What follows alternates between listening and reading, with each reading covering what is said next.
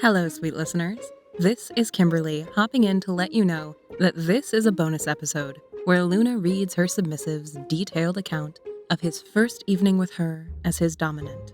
Since this encounter, Luna and her submissive's connection has only grown deeper, sweeter, and more fulfilling. Enjoy! This was shared with me with explicit permission to share on pod with my audience as an example if a submissive is curious what it's like to be in the care of Mistress Luna. My time with Mistress Luna. I was nervous, sitting on a couch, waiting to see her, wondering if I could go through with it. She and I had emailed back and forth a few times, and her understanding of intimacy was mesmerizing. She had clearly spent a long time defining her role in helping others understand their sexuality. Oh, yes, I have. I am sexually submissive, but cannot express any submission in my daily life. Therefore, exploring this side of my life is terrifying and exciting all at once. I had done this sort of discovery once before, but something about our conversations was different. I knew that she would carefully but thoroughly draw that understanding out of me. Oh, yes, it did. She would show me what I couldn't look for on my own. I craved to feel how she would use me and, in that way, help me to understand myself, what I loved, what I feared, how I loved to serve others for their pleasure, and how I could experience my own pleasure in that service. Still, despite that, I thought of leaving, keeping this part of myself closed. As these thoughts raced through my head, she appeared. She was in a form-fitting light brown leather dress, no shoes, hair tousled, moving with an ease that put a calm over my mind. She was, of course, stunning, but I was unprepared for how gorgeous she was in person. That at once pushed me further into desiring to serve her and feelings of reluctance at serving such a beautiful woman. We went to her room and I sat on her couch. My adrenaline was racing. My legs seemingly wouldn't stop shaking. I was so embarrassed, but she wouldn't let me apologize for my excitement. That was refreshing. Instead, she taught me a breathing pattern to calm me down, which, surprisingly, I'd never heard of before. Oh, yeah, I get people to breathe to calm them down. Oh, I do it with them. It did work to calm me, but the adrenaline would not be quelled so easily. I do remember him shaking so much, and we clocked it. We talked about it together.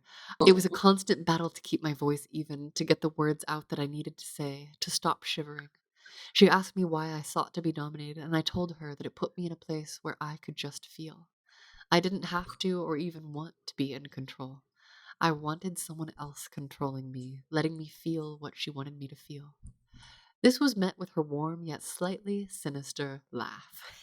The further, I don't know what that laugh sounded like, but that just makes me very excited. I don't know if I've ever been called sinister before. I love that. Um, that further confirmed she would be a fantastic mistress. She desired to make me feel things for both me and for her. That her driving my body crazy with sensations would make her happy as well as me. Our collective minds made up, we moved on to the play space. Once there, we set about preparing ourselves and the space for our journey together. I had brought her 2 styles of catsuits, solid and sheer. I told her she could choose which one that suited her mood. He didn't just bring me 2 styles of catsuit, he brought me 2 styles of catsuit in 2 different sizes because he wasn't sure which one I would be. Oh, Extra thoughtful. that's so thoughtful. So thoughtful. I had possibly thought she would wear the solid or the sheer with underwear underneath to hold her dominance over me by keeping herself covered and me naked. She told me to shower while she collected some more items and took the catsuits to try them on. I did so and awaited her return. When she did, she took my breath away. She had chosen the sheer with nothing underneath. She had added a leather harness to accentuate her curves, but her beautiful breasts were on display. I did have a top harness and a bottom harness. I was fully harnessed and decked out in full Ooh. dominant mode. I was shocked, and I realized she had chosen to hold me in her sway with her body. It was working. I couldn't take my eyes off her, and my only thought was to make her happy by being a good submissive. She then furthered her control over me by telling me about our time together. She told me that our experience was a power exchange, that I was willingly giving over my control to her, and that was something she would treat with the highest respect. She told me that she would test my boundaries, but that she would never cross them. Those words caused fear and excitement within me. I wanted to take whatever she was willing to give me. I wanted to be her good sub. In that moment, I chose to tell her my real name, which surprised me. However, I felt so safe with her, and I wanted her to talk to me, the real me, as was fitting at how she seemingly understood my needs. It seemed only right to use my real name. We finished our preparations, and she held my collar out to me. She told me that the collar was a symbol of our relationship that night, of my giving control to her.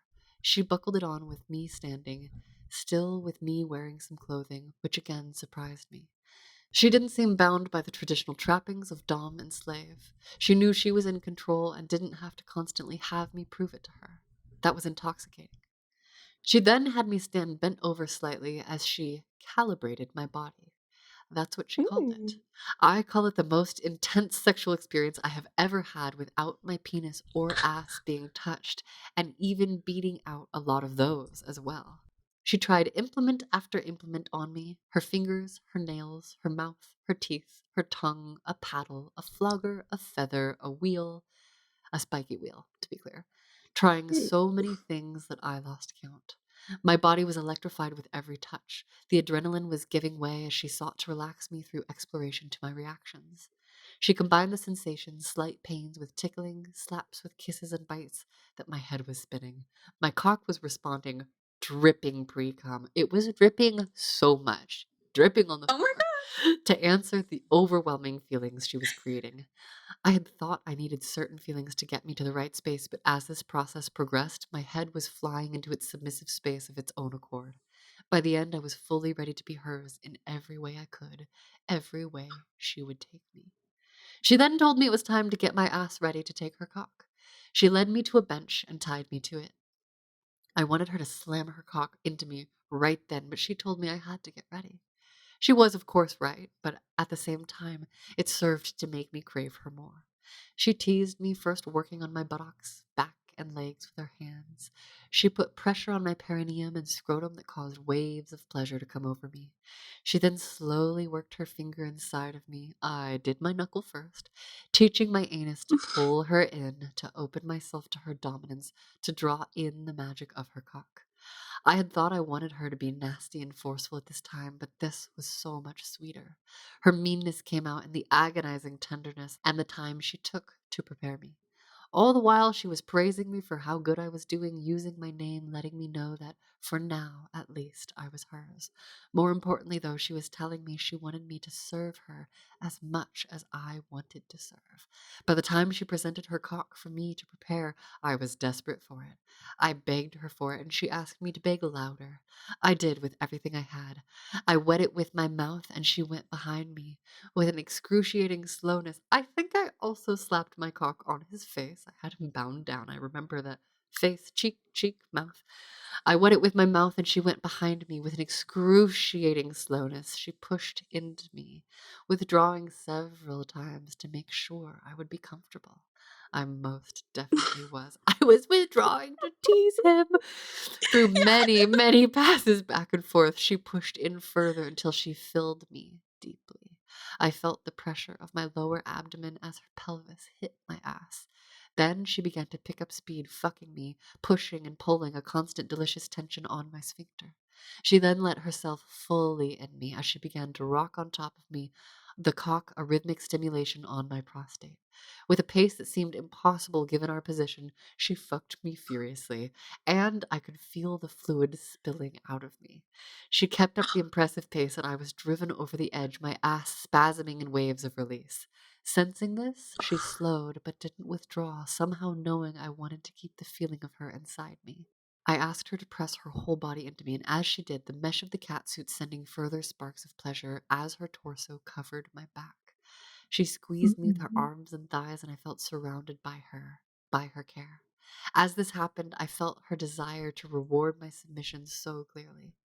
She kept telling me how good I had done, that seeing me fulfilled in submission had made her so happy, that my taking her cock so well gave her such pleasure. I was so happy that I had pleased her, that my seeking to take her stimulation had been received in such an affectionate way. I really did feel freedom in my submission. She began slowly rocking the cock back and forth again after I had cooled. I didn't think I could feel more, but my sphincter apparently had other ideas. I felt guilty to ask, but I begged my mistress not to stop. She giggled that same reassuring yet malevolent giggle she'd started the evening with and asked if her little slut wanted more. He absolutely did. She continued the slow fucking, the pleasure slowly building. She alternated kisses on my back, pressing into me, her breasts, her arms, her legs. It seemed like she was trying to surround me with everything she had. It was magnificent. She twisted the cock in multiple directions, stretching me as she pressed on my prostate. I felt myself open to her even more. At just the right moment, she began to increase speed again. I have no idea if she was going deeper or not, but I felt even more filled by her. The pace again went to a frenzied level, and I was spasming again, screaming, crying out in waves of pleasure she was pulling out of me. She encouraged me to scream, to feel every glorious wave, to embrace what clearly I was enraptured by. That encouragement only drove my pleasure higher as I sought to honor my mistress's efforts and desires by truly feeling everything she had given me. She again pressed down onto me as the orgasm cooled again, and I felt so wonderful beneath her. I began to laugh and then apologized to her. She again stopped me, saying laughter should be part of sex, that it's a sign of release. Also, it feels so successful to have a submissive like dissolve into giggle. I was so very comforted by that. I told her I was laughing because I didn't know I could be fucked to orgasm twice in one night, but my mistress knew better. I didn't know. I never presume about someone's body. However, I can feel when I want more, and I'm starting to learn to trust that that means their body also has a signal for more. And so that, because Yeah. this one I really was just like, I thought we were done, but then I was like, no, we're not. With that, she released me from the bench. She told me that seeing me take her cock so well had made her wet, and that I was going to have to help her with that. That sent shivers of anticipation down my spine. I had no idea she would want me to worship her in this way, but I was thrilled to have the opportunity to repay even a small fraction of what she had done for me. Oh, yes, a submissive needs to be my throne if I need that. I rose from the bench slowly at her command. She knew that my nervous system would be all over the place after such a powerful experience, and it was. I was, however, aching to please her. As I rose, she hugged me tightly, pressing me into her. In my previous experience, I had felt a lot of shame for what I was doing, and therefore had a hard time opening my eyes. She held my gaze for a long time, willing my eyes to open with her tender looks, gentle touches, and warm words. Again, I was surrounded by her thoughtful energy, and my body loved how that felt. I vowed to look at her as much as I could. I helped her remove her harness, and I saw her in just the cat suit. She was stunning. I asked my mistress if I could just look at her, and she replied with a spectacular smile. She walked away and back again, her beautiful ass swaying, her breasts bouncing. I couldn't believe how good she looked. She told me we needed more skin contact to help her with her desire, and so she needed to join me in nakedness. I helped her remove my cat suit. I was The most very you. hot. I will wear it, and like I did, and in subsequent times, like I've stayed clothed the whole times, but there is a point where I need to feel a release and I need to feel skin to skin for oxytocin. Ugh. Yeah. I helped her remove my catsuit gift, the seams of the suit leaving lines over her legs and ass as a reminder of how it had clung to her skin. I felt a swell of pride of choosing such a fantastic gift for my mistress. She thanked me for it, and my heart raced again. She led me to the bed as she got herself ready for me to please her more directly. I lay there waiting for her, the adrenaline rising. I didn't think it possible to be more excited than before, but the thought of her getting any pleasure from me, even with my relatively innocent skills, was enough to drive me crazy with anticipation. She came back and stood over me. She lovingly showed me her pussy, showing me how she wanted it worshipped, and I tried to memorize everything she said and did. She also told me how to tell her if I was in trouble, and again I felt safe and cared for, i.e., if I smothered him too much, give a double tap and I'll get up. If I'm not, I'm usually paying pretty close attention. And I will say the best part of my hyperfocus abilities that I've honed through years of photography and interviewing, I am such a good top. Like, I didn't know I could enjoy it this much, and this was certainly a life-changing session for me. She had me stick out my tongue, and then her pelvis, appropriately protected, settled over my face. I went to work with abandon, following her directions to the best of my ability, and she continued to have me change pace, direction, parts of my mouth, hand placement, everything to maximize what she was feeling. It felt so good to be beneath her. She rode my face, squeezing my head with her thighs, pulling me up into her and rocking her pelvis over my lips and tongue. I sucked with everything I had. She then wrapped her legs completely around my head, and the pressure was astounding. I loved the contradictions of her leg muscles pressing me deeper into her. She had me circle her clit with my tongue, guiding me with pace and direction. It felt so, so good when she told me I was doing what she wanted. She rode me for a long time until she said she needed a new angle to allow us to continue. She then rolled over on her back and pulled me between her legs. She gave me more instructions, and I dove back in, so wanting to honor the opportunity I had been given. I licked and sucked, doing my best to please her, her legs squeezing around me to hold me close to her delicate flower. She pulled on my hair, holding my mouth tight against her. My lips, tongue, and jaw were aching, but it was a sweet pain, a pain I was taking for the pleasure of my mistress. To be honest, it was probably the most pain I had felt all night, but I was proud to suffer serving her. She continued to ride me, and I continued to do whatever I could to please her. Then, all at once, she had me stop. She told me I had done well, and I was happy to hear that, but sad it was over. She then got up and cleaned herself up, and I again waited anxiously for her return. She returned in her alluring nakedness and held me. I again felt warm and cared for. She removed my collar, and we talked for what seemed like hours. I honestly have no idea how long we spent like that. I lay on her and she on me. We talked about her dream of teaching the world about intimacy and her life path that took her to her current environment. I told her of my own journey against my inhibitions and thanked her for allowing me to be free, but also just to be me. We told stories, we laughed. It was a slow journey out of the dom and slave relationship and into one where two people had enjoyed a wonderful experience together, reminiscing about the best parts of the evening, discovering more about each other. I realized, in hindsight, she was slowly giving me my control back. Knowing to get it all back at once would be just as jarring as giving it up all at once. Then, as everything grew late, I knew I couldn't stay forever despite my wishes to the contrary. I told her I had to go, and she smiled sweetly, the malevolence now just a hint at the corners of her mouth. She again donned the cat suit, a final gift for me. She looked Hmm. even better than when we first started. I thanked her profusely for the time we shared, focusing not just on what I asked, but on what I needed from her. We parted, a Mm. final affectionate hug, our last touch. I went home feeling a fulfillment I didn't appreciate until days later. I know that not everyone can experience time with her, but I wish everyone could. I understand my own nature so much more deeply having had the encounter, and I hope others continue to find their way to her to know themselves better than they could have on their own. So, this is what I mean when I say I've been having the sweetest connections. And That is it's so incredibly so, sweet. yeah, it's so fulfilling and so special and so beautiful to get to know parts of myself that I didn't know existed on deeper levels than I knew.